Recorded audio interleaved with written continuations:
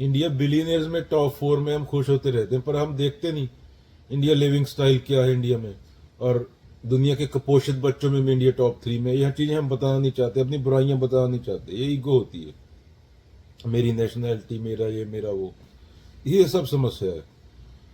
कोई बैट की ऐड कर रहा है सट्टा लगा और ब्रा डाल के इंस्टाग्राम पे, ये सब प्रोपेगेंडा है। कुछ लोगों के हाथ में सारे संसाधन चले गए हैं, हमारी मूर्खता के कारण, क्योंकि हम खुद को नहीं जानते।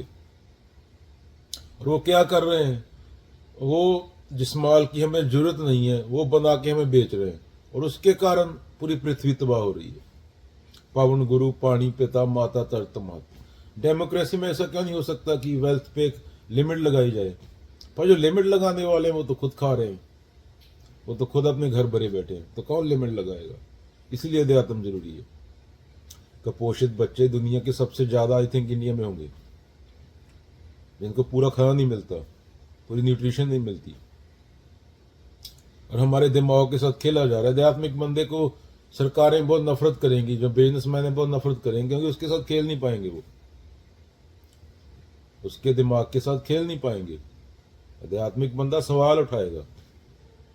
ये पढ़े लिखे अनपढ़, इनके दिमाग के साथ खेला जा रहा है। जो आधे पढ़े लिखे हैं, जो बोलते हैं मैं इंजीनियर हूं, मैं डॉक्टर हूं, 4 साल पढ़ाई की, उसके बाद रिटर्न ऑफ इन्वेस्टमेंट, इतने पैसे मिलने लगेंगे, नौकरी मिल जाएगी, वो प्रेम नहीं था वो पढ़ने में भी।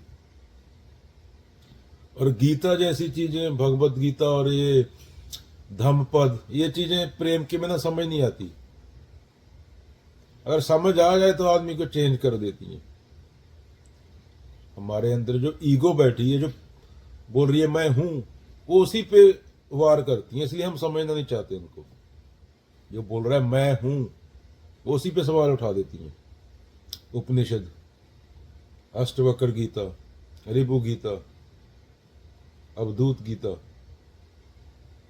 ये हम अगर ये किताबें, ये ग्रंथ पढ़ लेते ध्यान से, तो हम गुलाम भी नहीं होते। आज भी हम 30% जीडीपी इंडिया में होती, 35% जो 18वीं सदी में थी। और आदमी आध्यात्मिक होता तो वेल्थ इनइक्वालिटी नहीं होती। इंडिया में ये भी है, बिलियनियर है पहले बोला जैसे, और वेल्थ इनइक्वालिटी भी दुनिया में सबसे ज्यादा है। जब तक हमारा ये विचार नहीं अंदर से चेंज होता, जो अध्यात्म करता है कि हम कंज्यूम करने के लिए पैदा हुए हैं।